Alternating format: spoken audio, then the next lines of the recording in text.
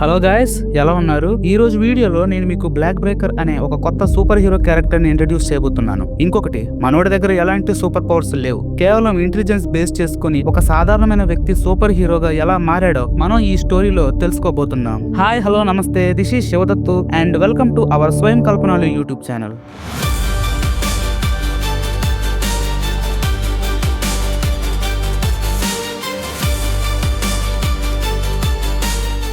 అది మహారాష్ట్ర స్టేట్. ఆ స్టేట్ లో ఇంద్రతేజ సిటీ ఉంది. ఆ సిటీలో జరగని ఇల్లీగల్ యాక్టివిటీస్ అంటూ ఏమీ లేవు. గ్యాంగ్స్టర్స్ కి ఆ సిటీ ఒక అడ్డాగా మారింది. చాలా మంది క్రిమినల్స్ ఆ సిటీలో నివసిస్తున్నారు. ఆ సిటీలో జరుగుతున్న క్రైమ్స్ ని ఆపాలని ఒక మనిషి నిర్ణయించుకున్నారు. అతని దగ్గర ఎలాంటి సూపర్ పవర్స్ లేవు, కానీ మంచి కోసం పోరాడాలి అని ఆయన ఆ డెసిషన్ తీసుకున్నారు. ఆ ఒక్క డెసిషన్ ఒక కొత్త సూపర్ హీరో పుట్టుకకి కారణమైంది. ఆ వ్యక్తి పేరు Rishi, the block breaker. Rishi అనుకున్న వెంటనే బ్లాక్ బ్రేకర్ అవ్వలేదు. రిషి డిఫరెంట్ కంట్రీస్ తిరిగి 16 మార్షల్ ఆర్ట్స్ నేర్చుకున్నాడు.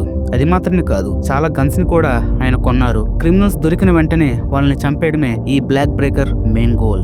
రిషి ఒక డిటెక్టివ్. పగటిపూట తనకి కావాల్సిన సమాచారాన్ని సేకరించి డిఫరెంట్ క్రిమినల్స్ మీద స్టడీ చేసి ఒక పథకం ప్రకారంగా వాళ్ళని రాత్రిపూట యమలోకానికి పంపించేస్తాడు. ఇది మన బ్లాక్ బ్రేకర్ కి ఉన్న స్పెషాలిటీ. ఈ ప్రాసెస్ లో అబ్దుల్ అనే ఒక కానిస్టేబుల్ మన రిషికి హెల్ప్ చేస్తున్నాడు. ఈ అబ్దుల్ ఇంకా రిషి చిన్నప్పటి నుంచి బెస్ట్ ఫ్రెండ్స్. అది మాత్రమే కాదండోయ్, రిషి బ్లాక్ బ్రేకర్ అన్న విషయం అబ్దుల్ కి తెలియదు. రిషి 2016లో బ్లాక్ బ్రేకర్ గా మారాడు. 2017, 2018 ఈ ఇయర్స్ లో రిషి చాలా మంది క్రిమినల్స్ ని ఓచకొత కోసేశాడు. ఎంతో మందిని అత్యంత కిరాతకంగా రిషి చంపి వాళ్ళని నరకానికి పంపించాడు. ఎందుకంటే నరకం ఖాళీగా ఉంది. నిజానికి డీమన్స్ ఇంకా డెవిల్స్ అన్ని ఆ ఇంద్రతేజ సిటీలో ఉన్నాయి కదా, అందుకు రిషి అలా చేశాడు. అయితే 2019లో ఒక సీరియల్ కిల్లర్ ఇంద్రతేజ సిటీలోకి ఎంటర్ అయ్యాడు. ఆ కిల్లర్ కేవలం స్కూల్ టీచర్స్ ని, స్కూల్ ప్రిన్సిపల్స్ ని, ఇంకా కాలేజీ ప్రిన్సిపల్స్ ని, కాలేజీ లెక్చరర్స్ ని చంపడమే ఈ కిల్లర్ మెయిన్ గోల్. ఈ కిల్లర్ పేరు బఫో లిసా.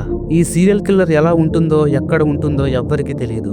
ఈ కిల్లర్ చేసే హత్యలు చాలా అంటే చాలా భయంకరమైనవి. పోస్ట్ మార్టం చేస్తున్నప్పుడు డాక్టర్లు కూడా భయపడిపోయారు. ఒక విధంగా చెప్పాలంటే ఆ డెడ్ బాడీస్ డాక్టర్స్ ని భయపెట్టాయి. బఫోలిసా చంపిన తర్వాత ఆ డెడ్ బాడీస్ ని ఆ సిటీలో ఉన్న డిఫరెంట్ ఏరియాస్ లో విడిచిపెట్టి వెళ్లిపోతూ ఉండేది. బఫోలిసా ఆ డెడ్ బాడీస్ లో లెటర్స్ ని పెట్టి ఆ లెటర్స్ లో తన పేరును తానే మెన్షన్ చేసింది. సో దీని వల్ల ఆ ఇంద్రతేజ సిటీలో ఉన్న పోలీస్ ఆఫీసర్స్ అందరికీ ఈ హత్యలు చేసింది ఒక ఫీమేల్ అని నిర్ధారించారు. ఆ రోజు ఒక కానిస్టేబుల్ తన డాగ్ తో నైట్ పెట్రోలింగ్ చేస్తున్నాడు. ఆ టైంలో ఒక ఇంటిలోంచి భయంకరంగా రక్తం బయటకు రావడం ఆ కానిస్టేబుల్ చూశాడు. పరిగెత్తుకుంటూ వెళ్లి ఆ హౌస్ డోర్ ని ఓపెన్ చేశాడు. అతనికి ఎదురుగా చూసిన దృశ్యాన్ని ఆ కానిస్టేబుల్ తన జీవితంలో ఎప్పటికీ మర్చిపోలేడు. దానికి కారణం బఫోలిసా.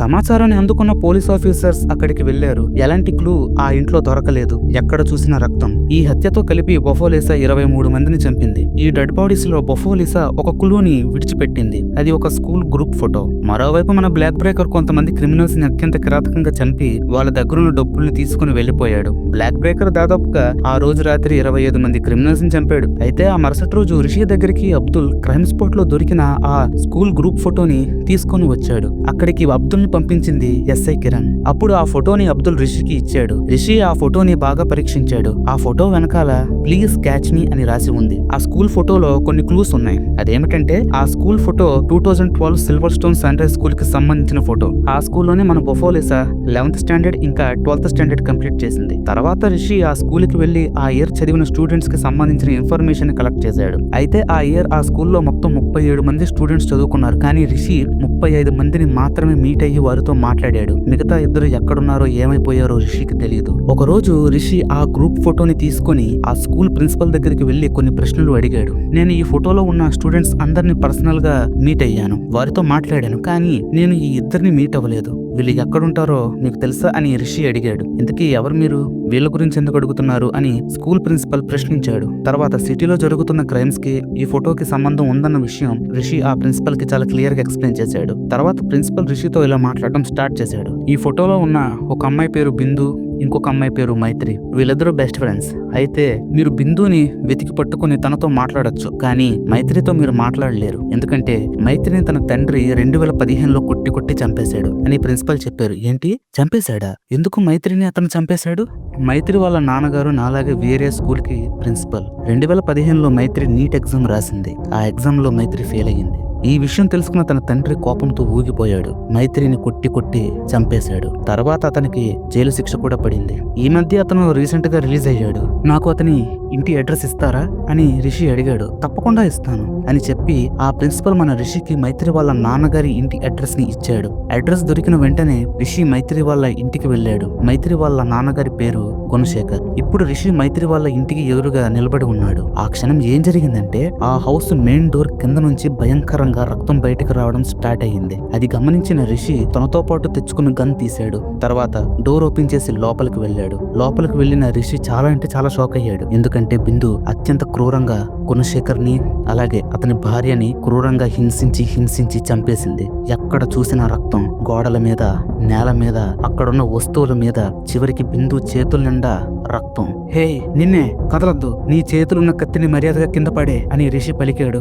ఆ మాటల్ని విని బిందు వెనక్కి తిరిగింది. రిషి నువ్వు వచ్చేసావా, నువ్వు చాలా తొందరగా వచ్చేసావు అని చాలా క్రూరంగా నవ్వుతూ బిందు మాట్లాడుతుంది. ఇంతకీ ఎవరు నువ్వు, ఎందుకు వాళ్ళనంత క్రూరంగా హత్య చేశావు, చెప్పు ఎవరు నువ్వు అని రిషి ప్రశ్నించాడు. నా పేరు బిందు, నేను మైత్రి లవర్ని అని విచిత్రంగా నవ్వుతూ బిందు చెప్పింది. ఏంటి, అది మాత్రమే కాదు రిషి, సిటీలో జరుగుతున్న మర్డర్స్ కి కారణం కూడా నేనే. ఆ స్కూల్ టీచర్స్ ని, స్కూల్ ప్రిన్సిపల్స్ ని చంపుతున్నప్పుడు నేను చాలా అంటే చాలా హ్యాపీగా ఫీల్ అయ్యాను తెలుసా అని బిందు చెప్పింది. అంటే నేను వెతుకుతున్న సీరియల్ కిల్లర్ నువ్వేనా? సీరియల్ కిల్లర్ కానే కాదు, నా పేరు బఫోలిసా అని బిందు చెప్పింది. రిషి నువ్వు ఈ సిటీలో డిటెక్టివ్ కదా, కావాలనే నేను మీకు క్లూస్ ఇచ్చాను. నాకు మైత్రి అంటే చాలా ఇష్టం.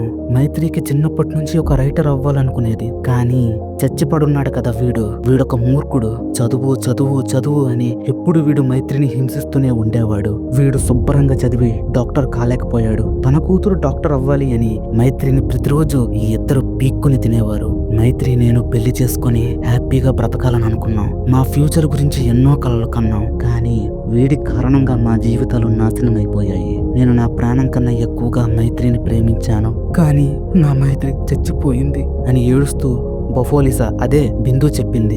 ఆ మాటలు విన్నప్పుడు రిషికి చాలా అంటే చాలా బాధ కలిగింది. తర్వాత బిందు తన చేతిలో ఉన్న కత్తిని దూరంగా పారేసి మోకాళ్ళ మీద కూర్చొని రిషికి సరెండర్ అయిపోయింది. రిషి జరిగిన విషయాలు అన్ని అబ్దుల్ కి ఫోన్ చేసి చెప్పారు. కాసేపటి తర్వాత అబ్దుల్ అక్కడికి పోలీస్ ఆఫీసర్లతో వచ్చి బఫోలిసాని అరెస్ట్ చేసి తీసుకుని వెళ్లిపోయారు. అలా కారులో వెళ్తున్నప్పుడు బిందు మెడలో ఉన్న లాకెట్ ని బిందు తన చేతిలోకి తీసుకుని ఆ లాకెట్ ని ఓపెన్ చేసింది. అందులో బిందు ఇంకా మైత్రి దిగిన ఒక ఫోటో ఉంది. ఆ ఫోటోని చూస్తూ బిందు ఏడుస్తూ, చంపేశాను, నిన్ను చంపిన వాళ్ళని నేను చంపేశాను. ఇప్పుడు నేను ఏమైపోయినా పర్వాలేదు, మనిద్దరం ఎప్పటికీ కలిసే ఉంటాం. నాకు నమ్మకం ఉంది, ఈ సిటీలో ఉన్న క్రిమినల్స్ అందరినీ ఆ బ్లాక్ బ్రేకర్ చంపేస్తాడు అని నవ్వుతూ మన బిందు చెప్పింది.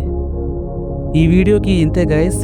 ఈ వీడియో మీకు నచ్చినట్లయితే లైక్ చేయండి, షేర్ చేయండి. మా యూట్యూబ్ ఛానల్ సబ్స్క్రైబ్ చేసుకోవడం మాత్రం మర్చిపోకండి. రాబోయే వీడియోస్ ఇంకా ఆసక్తికరంగా క్రియేట్ చేస్తామని మేము మీకు మాటిస్తున్నాం. ఎవరైనా మా యూట్యూబ్ ఛానల్ కొత్తగా వచ్చినట్లయితే PSS ప్లేలిస్ట్ లో ఉన్న ఫస్ట్ వీడియో నుంచి రీసెంట్ గా అప్లోడ్ అయిన వీడియోస్ వరకు ఒకదాని తర్వాత ఒకటి చూడండి. రాబోయే వీడియోస్ మీద మీకు ఒక క్లారిటీ వస్తుంది. ఇంకా మా ఇన్స్టాగ్రామ్ పేజ్ ని కూడా ఫాలో చేయండి. అదే విధంగా MSC ప్లేలిస్ట్ ని కూడా ఒకసారి చూసేయండి. ఆ వీడియోస్ కూడా చాలా బాగుంటాయి. Thank you everyone, take care and by.